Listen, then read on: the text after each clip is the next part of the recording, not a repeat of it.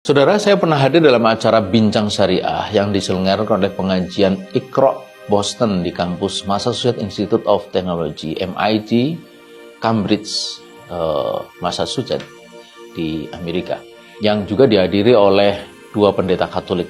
Dalam kesempatan ini saya sampaikan bahwa penerapan syariah sepanjang sejarah itu selalu terjadi pada masyarakat plural, sejak di Madinah hingga ketika Islam berkembang meluas ke Irak, Mesir, Andalusia, dan berbagai wilayah lain.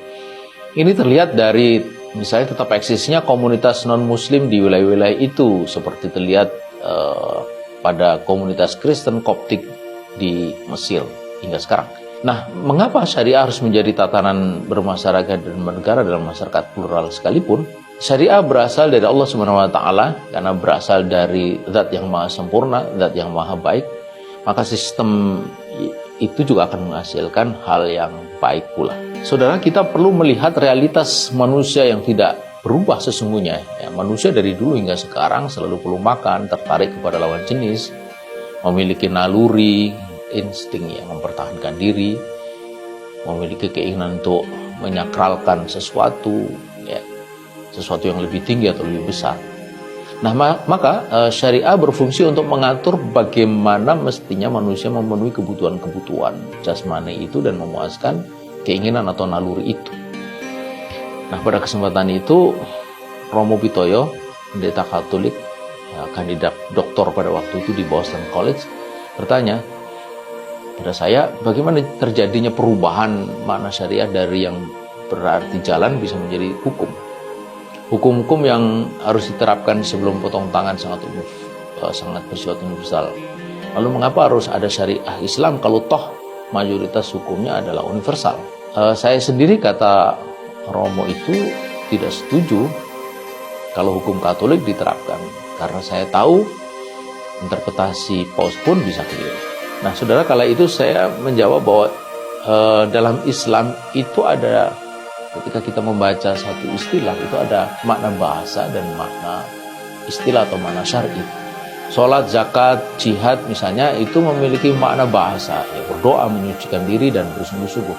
Namun ketika kata-kata itu sudah memiliki makna istilah atau makna syar'i, di mana sholat adalah tindakan ibadah yang diawali oleh takbiratul ikram dan diakhiri dengan salam. Zakat adalah pengambilan harta dari kelompok muslim kaya untuk dibagikan kepada kelompok muslim yang lain yang berhak.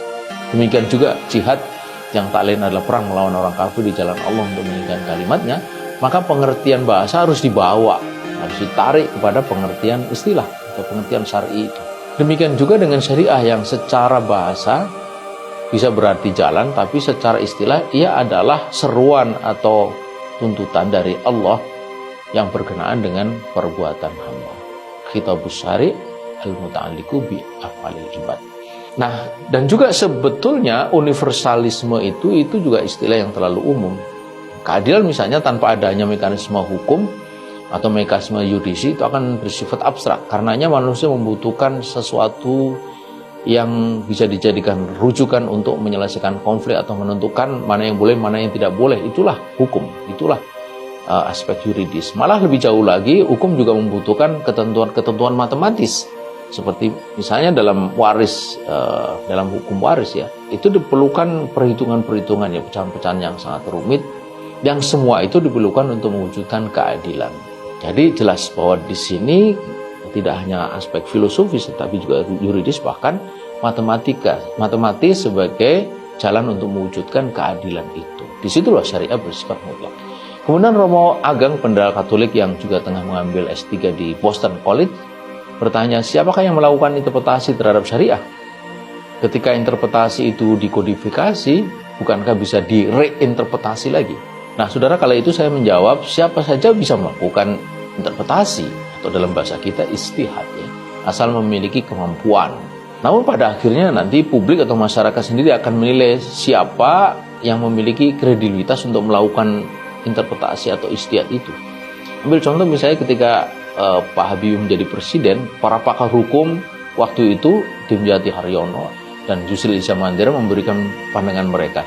Dan publik pada akhirnya menilai bahwa opini DH Meski dia adalah pakar hukum, Dimyati Hartono itu kurang kuat karena dia adalah pakar hukum maritim. Berbeda dengan Yusril yang dia adalah pakar hukum konstitusi. Nah, tentu saja selalu ada proses reevaluasi terhadap hukum yang sudah dikodifikasi, asal semua berdasarkan sumber hukum dan proses ijtihad yang benar.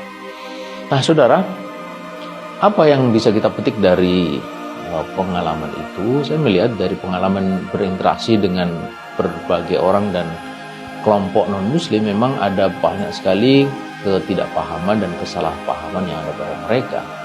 Di samping tentu saja ada faktor-faktor teologis, bahkan mungkin ideologis yang memaksa mereka untuk tidak mudah menerima syariah. Tapi itulah tantangan kita.